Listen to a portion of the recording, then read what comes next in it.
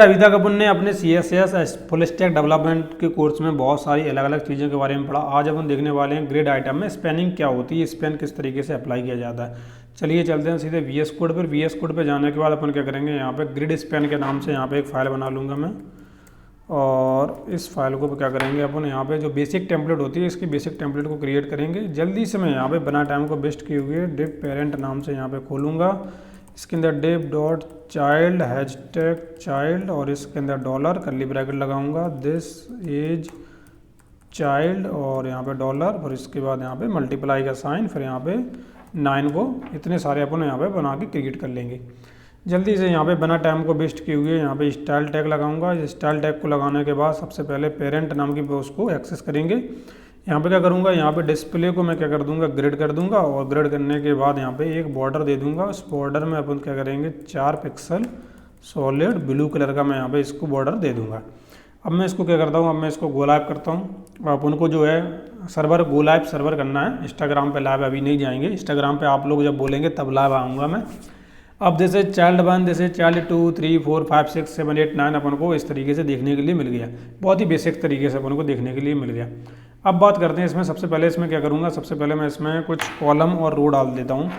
इसके अंदर GTC तो ग्रिड टेम्पलेट कॉलम आ जाएगा। इसमें रिपीट 4 करवाना चाहते हैं और 1 FR के करवाना चाहते हैं।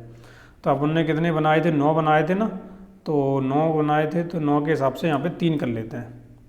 ठीक है, 3 करेंगे तो क्या हो जाएगा, 3 3 का बट के आ जाएगा।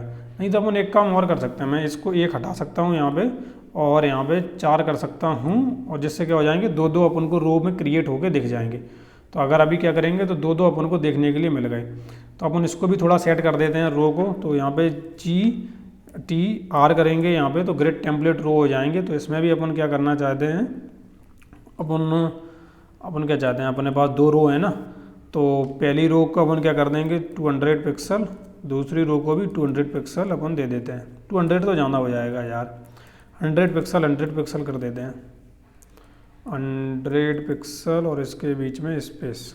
तो क्या हो जाएगा, दोनों रो को 100 पिक्सल अपन को दे सकते हैं। ठीक है, तो दोनों रो को अभी तक अपन ने कलर नहीं दिया ना इसको, तो मैं क्या करता हूँ, डॉट चाइल्ड, और चाइल्ड को क्या करूँ, पहले इसमें ग्रिड गैप भी लगा देता हूँ। ग्रिड गैप बाद में लगाऊंगा, पहले यहाँ पे बैकग्राउंड कलर दे देता हूँ। बैकग्राउंड कलर के अंदर समथिंग ब्लैक दे देता हूँ, और यहाँ पे ग्रिड गैप। अब ग्रिड गैप को पहले यहाँ पे 2 चीज़ों में पहले मैं ग्रिड गैप लगा ही देता हूँ। ग्रिड गैप 1 REM मैंने यहाँ पे लगा दिया।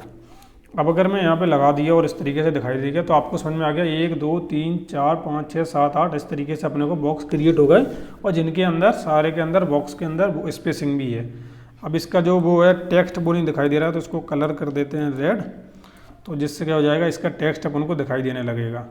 थोड़ा स्टाइल भी कर लेते हैं। इसका जो फॉन्ट वेट है, फॉन्ट वेट वो अपन कर लेते हैं बोल्डर, और टेक्स्ट अलाइन सेंटर, और पैडिंग 2 पिक्सल की। ठीक है, तो इस तरीके से अपन को देखने के लिए मिल जाएगा। अपन एक काम करते हैं, पैडिंग टॉप से देता हूँ मैं, पैडिंग टॉप, तो इस तरीके से देखने के लिए मिल जाएगा। मतलब अभी अपन को बिल्कुल क्लियर दिखाई दे रहा है क्या हो रहा है। अपने पास 2 रो हैं 4 कॉलम है। तो अभी रो स्पैन कॉल स्पैन क्या करता है, उसको समझाने से पहले इसको समझाता हूँ। ग्रिड गैप यहाँ पे अपन ने 1 REM दिया था ना, इसी को अपन दे सकते हैं, लेकिन अलग तरीके से। कैसे, अगर मैं यहाँ पे ग्रिड कॉलम और कॉलम गैप लिखूँ, तो इससे क्या हो जाएगा, इससे हो जाएगा कि अपना जो गैप है वो केवल कॉलम के बीच में दिया जाएगा, रो का इससे कोई लेना देना नहीं होगा। अगर मैं यहाँ पे 3 REM कर दूँ, तो आपको मालूम है कि 3 REM बहुत ज़्यादा होता है, लेकिन फिर भी यहाँ पे देखो जो कॉलम है उनके बीच में स्पेस है। रो को आप पता ही नहीं कर पा रहे हैं कि रो यहाँ पे 2 अलग अलग रो हैं। देखने में ऐसा लग रहा है कि सिंगल रो है यहाँ पे, है ना। अगर अपन रो के बीच में देना चाहते हैं, तो इसी चीज़ को मैं यहाँ पे कॉपी करूँगा, और मैं यहाँ पे कॉलम की जगह यहाँ पे रो दे दूँगा। अगर मैं यहाँ पे रो दे दूँ, तो इस तरीके से अभी आपको अलग अलग समझ में आ जाएगा कि रो के बीच में और कॉलम के बीच में किस तरीके से गैप दिया गया। तो एक चीज़ तो आपको समझ में आ गई कि रो और कॉलम को अपन अलग अलग तरीके से मेंशन कर सकते हैं। अब स्पेन की बात आती है, तो स्पेन के लिए मैं क्या करता हूँ, इस वाले को कॉपी करता हूँ, और यहाँ पे क्या करता हूँ, इसको डॉट की जगह हैशटैग लगाता हूँ, और इसको चाइल्ड 1 दे देता हूँ, जो कि अपन ने यहाँ पे क्लासेस के अंदर अप्लाई किया ID को। तो अभी मुझे इसके अंदर अब ज़रूरी नहीं है ये सारी चीज़ें देना, क्योंकि ये सारी चीज़ें अपन ऑलरेडी दे चुके हैं। मैं इसके अंदर क्या करता हूँ, इसके अंदर मैं करता हूँ ग्रिड कॉलम और स्टार्ट।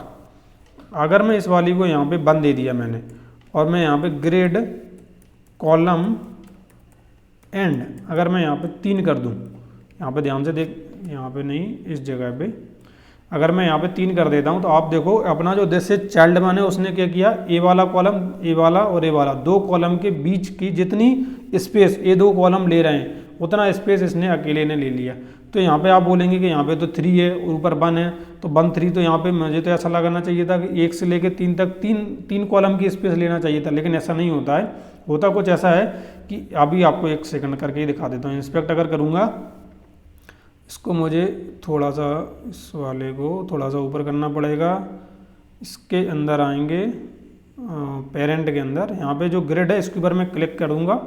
क्लिक करने के बाद यहाँ पे इसको थोड़ा सा नीचे और इसको इस तरीके से, अब आपको क्लियर समझ में आ जाएगा। यहाँ पे देखो 1 लिखा हुआ है, यहाँ पे 2 लिखा हुआ है और यहाँ पे 3 लिखा हुआ है। तो जो आप देख रहे हैं ना, grid column start, grid column and, तो एक किस चीज़ के रिस्पेक्ट में दे रहा है, इसी चीज़ के रिस्पेक्ट में दे रहा है कि जब आप यहाँ पे 1 नंबर दे रहे हैं तो यहाँ पे रिप्रेजेंट हो रहा है, सेकंड नंबर देने पे यहाँ पे, थर्ड नंबर यहाँ पे। तो अपन को इस तरीके से अपन समझ सकते हैं कि अपन जितना नंबर देंगे वो कहाँ तक जाएगा। अगर देखो यहाँ पे -3 अपन अगर दे देंगे तो ये पूरा आखिरी तक चला जाएगा। इसको चेक कर लेते हैं। अगर मैं यहाँ पे -3 दे देता हूँ, देखना -3 अगर मैंने यहाँ पे दे दिया तो ये क्या हो जाएगा, मुझे यहाँ पे -3 की जगह -1 देना होगा एक्चुअल में। अगर मैं यहाँ पे -1 दूंगा तो क्या हो जाएगा, जो पूरे उसमें एक्सेस हो जाएगा। अब ऐसा क्यों हुआ, वहाँ पे तो -3 दिख रहा था। अब मैं आपको दिखा देता हूँ ना कि क्या हुआ, गड़बड़ क्या हुई। गड़बड़ ये हुई है कि अपन ने समझ लिया था कि अगर मैं बॉडी को खोलूँ, यहाँ पे बॉडी के अंदर पेरेंट इसको खोलूँ, यहाँ पे देखो, यहाँ पे आपको देखने में लग रहा है, थोड़ा सा और नीचे करता हूँ मैं इसको, क्योंकि प्रॉपर एक्सप्लेनेशन जब तक नहीं होगा, जब तक फील नहीं आएगा। यहाँ पे जब भी आप इस तरीके से करते हैं, यहाँ पे जब भी आप इस तरीके से करते हैं, तो यहाँ पे 1 2 3 और 4, और यहाँ पे एक्चुअल में आखिरी में क्या होता है, आखिरी में -1 होता है। अब चाहे यहाँ पे रो में दो या कॉलम के बीच में दो, आखिरी का एलिमेंट को रिप्रेजेंट करने के लिए -1 किया जाता है। इस जगह पे आप ध्यान से देख सकते हैं, यहाँ पर भी वही हो रहा है, लेकिन इस वे में उल्टा चल रहा है। ध्यान से देखो, यहाँ पे उल्टा चल रहा है, इसलिए अपन को देखने में ऐसा लग रहा कि -3 करने पर ऐसा हो जाएगा, लेकिन ऐसा नहीं होता है। आप यहाँ पे -1 करेंगे तो क्या करेगा, पूरी स्पेस जितने भी अपने पास कॉलम है, कितने कॉलम है, 1 2 3 4 कॉलम है, तो इस वाले कॉलम ने 4 कॉलम ले लिए। जनरली अपन इसको क्यों यूज करते हैं, इसलिए यूज करते हैं जब अपन को कभी नैप बार बनाना हुआ, साइड बार बनाना हुआ, तो अपन उसको यूज कर लेते हैं। अब जैसे अपना ये 42 है, 42 का अपन ऐसा चाहते हैं कि अगर मैं इसी चीज़ को अगर कॉपी करूँ और इसको 42 दे दूँ, और यहाँ पे मैं क्या चाहता हूँ कि रो के फॉर्म में चाहता हूँ, तो मैं यहाँ पे क्या कर दूँगा, रो, और यहाँ पे रो को यहाँ पे रो को कर देता हूँ। अगर मैं रो को इस तरीके से कर दूँ तो आप देखो यहाँ पे क्या हो जाएगा, ए वाला जो है ना, ए वाला इसने उतना स्पेस ले लिया, बाकी के सारे तो यहाँ पे देखो लेकिन अभी यहाँ पे देखने में ऐसा लग रहा होगा आपको कि ये वाला सबसे नीचे आ गया, लेकिन इसको मुझे सही करना पड़ेगा। एक काम करता हूँ, मैं इसको 1 की जगह इसको मैं 2 से शुरू करता हूँ और उसके बाद -1 करता हूँ। अब मैं करूँगा तो आप यहाँ पे देखो कि इससे ए वाला तो अपना जहाँ की तहाँ है, लेकिन ए वाला देखो, अभी इसको मैं -1 की जगह रो एंड इसको 4 कर देता हूँ। ग्रिड रो एंड मैंने 4 कर दिया, तो यहाँ पे देखो इसका साइज बड़ा हो चुका है। तो अभी यहाँ ने इसने क्या किया, इसने ए वाला जो सबसे ऊपर वाला था उस वाले को तो उसने छोड़ दिया, लेकिन उसके नीचे के जितने थे, दूसरे से लेके तीसरा तो यही होता है, चौथा, यानी कि इसने क्या करना था, दो रो थे ना। थोड़ा सा और एक्सप्लेन करता हूँ यहाँ पर भी आपको। ग्रिड के ऊपर अगर मैं क्लिक करूँ, यहाँ पे देखो पहला, दूसरा, तीसरे के बाद कौन सा आना था, चौथा, और अपन ने क्या दिया है, 2 से लेकर 4 तक अपन ने यहाँ पे मेंशन किया है। तो यहाँ पे इसने पहले को तो छुड़वा ही दिया, अपन ने यहाँ से दूसरे से शुरू करवाया, तो इसने इस वाले कॉलम को और इसके नीचे वाला कॉलम, या फिर आप रो बोल सकते हैं, इन दोनों रो को इसने क्या कर लिया, ओवरलैप कर लिया है। तो स्पैन अपन क्यों यूज करते हैं, जब भी अपन को एज साइड बार अपन को कोई डिफाइन करना होता है तो अपन इस तरीके से साइड बार को डिफाइन कर सकते हैं।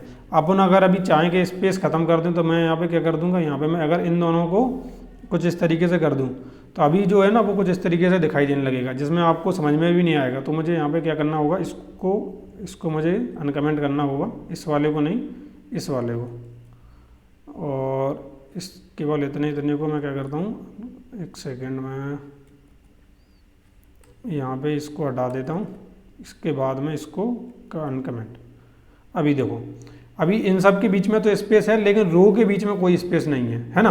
रो के बीच में कोई स्पेस नहीं है, जिससे आप इजीली समझ सकते हैं कि ए वाला बिल्कुल अलग अलग तरीके, मतलब सीधी बात है कि आप जब भी आप ग्रिड का यूज़ करेंगे तो आप जैसा डिज़ाइन आप चाहते हैं वैसा डिज़ाइन आप दे सकते हैं। जैसी गैलरी आप क्रिएट करना चाहते हैं वैसी गैलरी आप क्रिएट कर सकते हैं। अगर मैं यहाँ पे ग्रिड रो के बीच में ग्रिड, एक सेकेंड, ग्रिड रो गैप, अगर मैं यहाँ पे 1 पिक्सल दे दूँ, 1 पिक्सल में ज़्यादा अंतर नहीं आएगा, तो बहुत ही छोटा सा रहेगा, लेकिन इसको 11 पिक्सल में तो अच्छा हो जाएगा। तो 11 पिक्सल में अभी आपको मालूम है किस तरीके से ये अरेंज कर लेगा। तो कहने का मतलब ये है कि जब आपको ऐसा करना होता है कि आपको मल्टीपल रो को एक ही बार में स्पैन करना है तो इस तरीके से दे दो, और अगर मल्टीपल कॉलम को करना है तो इस तरीके से दे दो। तो इतना इजीली अपन क्या कर सकते हैं, किसी भी रो या कॉलम को, मल्टीपल रो या कॉलम को एक ही बार में अपन कैचअप कर सकते हैं। ये कौन सी होती है, चाइल्ड प्रॉपर्टी। हमेशा याद रखना कि चाइल्ड प्रॉपर्टी कौन सी है और जो अपने कॉलम की प्रॉपर्टी है वो पेरेंट की प्रॉपर्टी वो कौन सी है।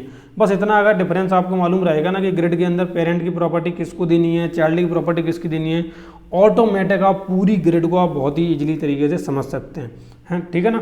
तो इस वीडियो के लिए फिलहाल इतना ही, मिलते हैं अपन नेक्स्ट वीडियो में। इस तरीके से भी दे सकते हैं जिस तरीके से उन्होंने दिया है, ग्रिड कॉलम 1/5, और इसमें भी वही होता है। अगर मैं यहाँ पे इसको इस तरीके से दे दूँ तो इससे क्या हो जाएगा, इससे ये हो जाएगा कि मुझे यहाँ पे ग्रिड कॉलम स्टार्ट और एंड नहीं देना पड़ेगा। लेकिन क्योंकि अगर बिगनर हो तो पर इस तरीके से देना जाना सही नहीं रहता। अगर मैं इसको 1/-1 कर दूँ तो इससे क्या हो जाएगा, सेम रहेगा जिस तरीके से अपन ने पहले किया था बिल्कुल वैसे ही है। और बस इतना हो गया इसमें कि अपन ने ग्रिड कॉलम स्टार्ट और ग्रिड कॉलम एंड अपन को नहीं देना पड़ा, सेम तरीके से अपन यहाँ पे दे सकते हैं। लेकिन इस जरूरी नहीं है कि अपन को इस तरीके से ही देना है। और बाकी का मैंने आपको बता ही दिया है कि W3 स्कूल बहुत ही अच्छी रेफरेंस है, आप जिस तरीके से करना चाहते हैं उसको आप कर सकते हैं यूज। ठीक है, तो अपन मिलते हैं नेक्स्ट वीडियो में। जब तक के लिए thank you for watching this video.